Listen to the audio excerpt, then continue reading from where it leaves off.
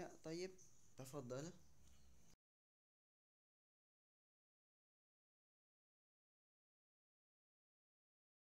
Ya Ustadz, Tafadhal.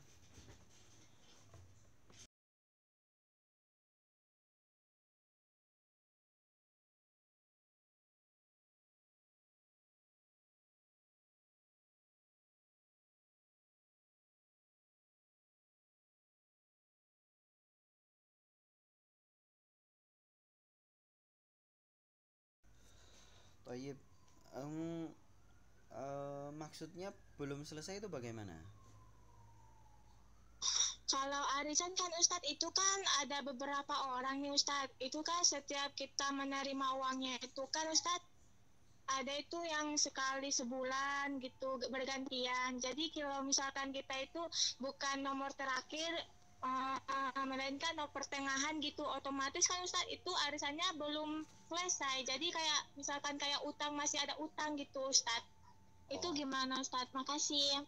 Oh, Tayyib, Tayyib. Ya. Ya, enggak apa-apa, enggak apa-apa. Boleh-boleh saja. Itu bagus kok. Jadi, utang itu bukan penghalang kita melakukan ibadah apapun. Orang berhaji sekalipun berutang itu boleh dan tidak termasuk tidak mampu. Sekali lagi, orang yang berhaji kok berhutang itu boleh dan itu tidak termasuk tidak mampu. Karena begini kan adik-adik, kalau di dalam hadisnya orang berkurban itu kan man kana lahu sa'atun walam yudhahi. Siapa yang punya kelapangan harta kok tidak berkurban. Nah, berarti syaratnya kan kelapangan harta kan begitu ya. Terus kemudian jangan dipahami, oh berarti nggak boleh berkurban tapi hutang. Tidak seperti itu. Rasulullah hanya bilang saatun itu kelapangan harta. Itu bukan berarti terus harus punya harta banyak. Kan tidak juga ada batasan harta kan di situ. Jumlahnya harus sekian gitu kan. Nah, saatun itu sebetulnya adalah kemampuan untuk survival skill, kemampuan untuk hidup ya. Makanya kalau di hadis e, siapa yang mampu menikah itu, siapa yang mampu menikah, uh, ya ma'syaras syabab man kana, bagaimana hadisnya itu, man istata'a minkumul ba'ah, siapa yang mampu untuk berumah tangga. Nah, batasan dari berumah tangga itu kan macam-macam ya, macam-macam, dan itu pokoknya mampu untuk menghidupi keluarganya. Nah, dan definisi menghidupi keluarga itu kan tidak harus punya tabungan banyak.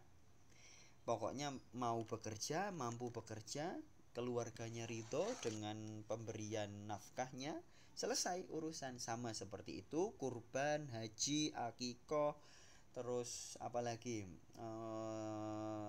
umroh, mau hutang pun boleh, boleh, tetap bagus.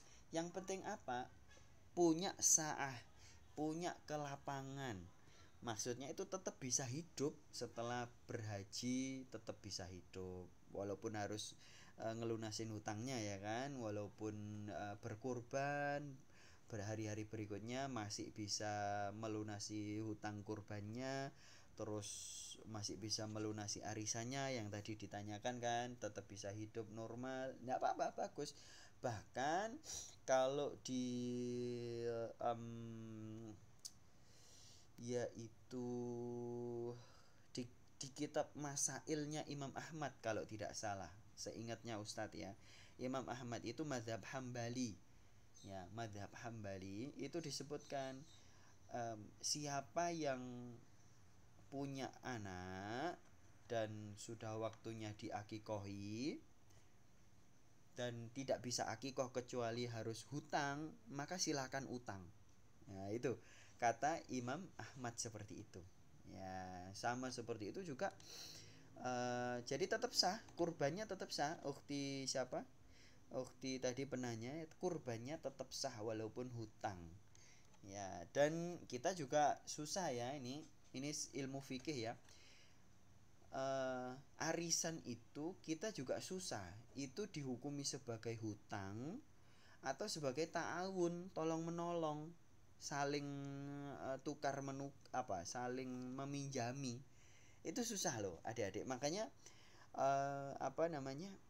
adik-adik kalau membaca kitab-kitab Bahsul Masail itu atau fatwa MUI misalnya, ya arisan itu kalau dihukumi sebagai hutang piutang, ya hutang piutang itu juga tidak haram.